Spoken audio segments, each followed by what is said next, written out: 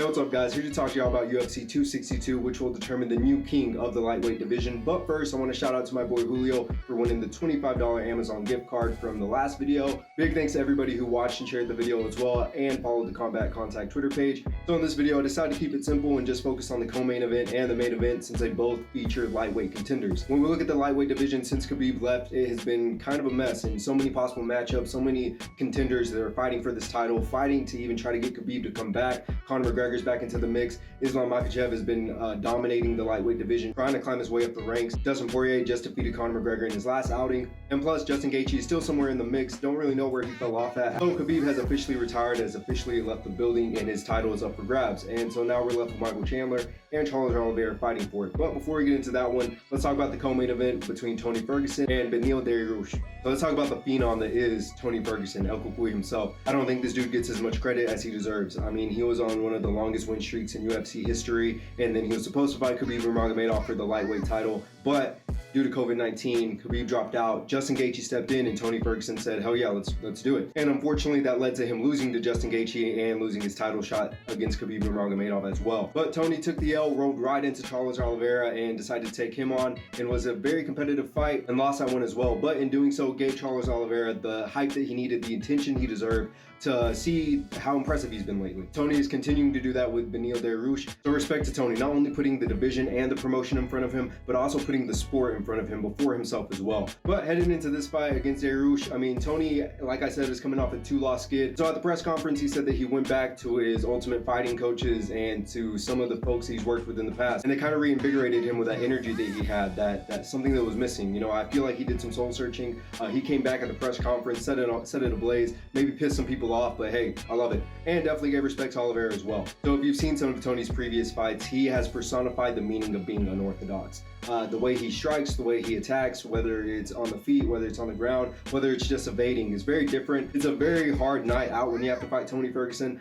We can see the things that he's done to people. You know, hardly any of them leave out of there without taking some damage, some brutal damage at that. That complemented with his mental toughness. I mean, we saw Charles Oliveira almost break Tony's arm. If that round would have gone at least 10 more seconds, that arm would have been done. I don't think Tony would have tapped for that. And then in the fight before that against Justin Gaethje, Tony didn't actually go out or down. The fight actually had to get stopped by the ref because Tony was just taking too much damage. Very tough thing to see, but I'm glad to see Tony back. Going into this fight against Dariush, I mean, the way these two match up stylistically, it's kind of like a baseball bat versus a samurai sword. It's going to be a very brutal fight. This is what I got picked as fight of the night, and it's going to be interesting to see Tony Ferguson, if he's changed anything, if he's more direct. I think he caught Dariush off guard at the press conference. I don't think Beneil was expecting to get that type of meeting with Tony, but I like the excitement. I kind of like the hype that goes with it.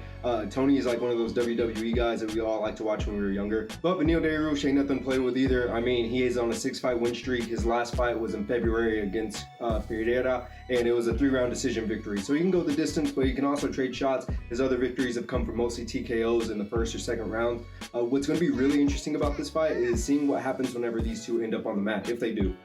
It's going to be interesting to see how Tony Ferguson decides to advance or decides to play off his back. Dariush seems like he's the type of person that once he gets on the ground, he wants to scramble back up or end up on top mount is where he seems the most comfortable at. Tony Ferguson, we've seen him be very comfortable attacking from any angle, really. I doubt he wants to be underneath Dariush that long, if at all. Beneil seems like the type of fighter that once he gets you on the mat, he's going to keep you there until you either open something up because he's striking you so many times, or you just give him something because you're tired of getting beat up. And Dariush has fought some competitive fights and some fierce opponents, but none to the level and tier as Tony Ferguson seems to bring to the table. So it'll be interesting to see how these two engage each other in the early rounds. I believe this is going to be kind of a paced out fight. Dariush may try to rush this a little bit more to get Tony off guard, but I believe Tony Ferguson is going to pull off the victory in a 2nd round submission. So moving on into the main event. Told you it was going to be a short video. And this one features Michael Chandler versus Charles Oliveira. So before we get into the actual fight, I know that there's been a lot of debate and a lot of controversy surrounding whether these two contenders deserve to be fighting for this vacant belt. I know that there's talk that's saying that Conor McGregor versus Dustin Poirier, when they fought, should have been for the belt, or that Dustin should have been in the spot of one of these two guys to fight for the belt as well. Well, the UFC actually did call Dustin, and they asked him if he wanted to take the title shot, and he turned it down because he wanted to chase that trilogy with Conor.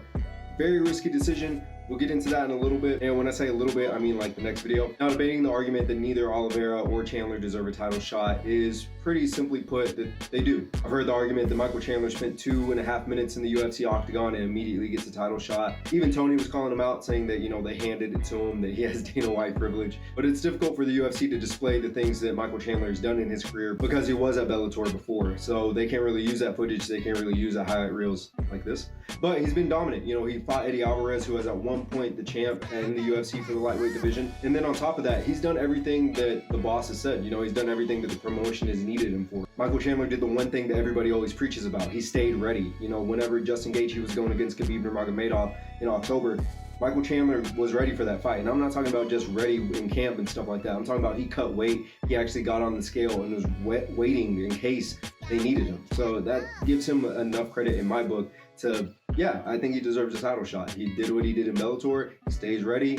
He's willing to fight. And in Oliveira's spot, this title shot almost may seem like it's a little overdue. I think he should have gotten this title shot much sooner, but definitely after he beat Tony Ferguson, it solidified himself to get a title shot. Now, for him to be on a 12-fight win streak, to have the most submissions in UFC history, to develop and mature as much as he has, plus he has a great come-up story. If you haven't looked into his background story, you know, this dude is somebody who is going against the odds by continuing to fight. He's a very interesting guy. He carries around a rock with him from his dad that his dad gave him about David and Goliath and stuff like that. Has overcome a lot of things in his life. So definitely, if you want to hear an inspirational story, look up Charles Oliveira. But getting into the actual fight.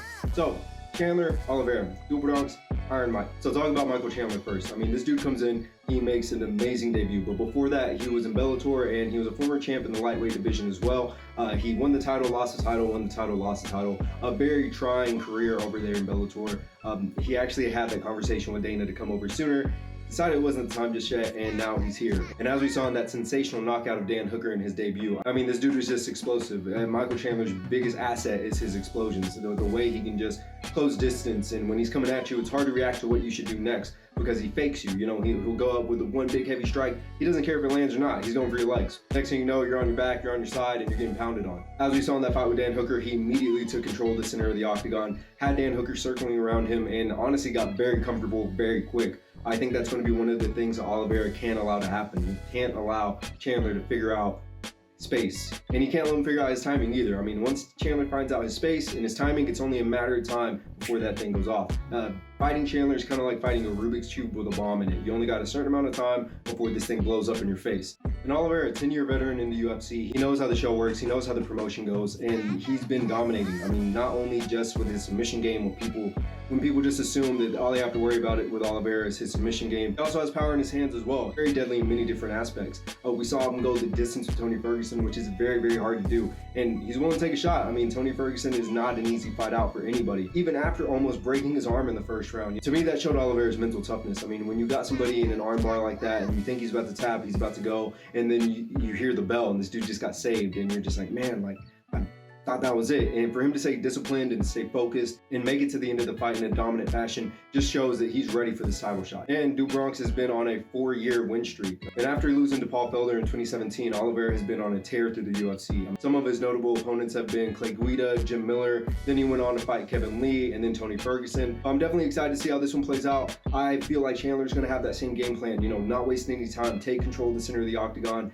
make sure that Oliveira has to be put on edge and have his back to the fence. The other thing with Oliveira is that he's very different on how he does things. A lot of his opponents seem to think that they got him in a bad spot and that they're about to break him, that he's about to crack, but he ends up getting in better positions because his opponents get in that excitement feeling and just lose sight of what he's really doing. You know, he's really actually taking time to pace himself out. If you look at his face, he doesn't seem like he's stressed too much. He seems like he's like, oh, okay, cool, I'm not surprised. And then he just goes into a more dominant position, a more dominant pace. Similar to Tony Ferguson, Oliveira does not want to end up underneath Michael Chandler. Once Michael Chandler connects with a big shot, he's going to pounce on you. He's just like a freaking jaguar, man. He's going to go at you with all he has. The thing is that it's going to be hard to time Oliveira better.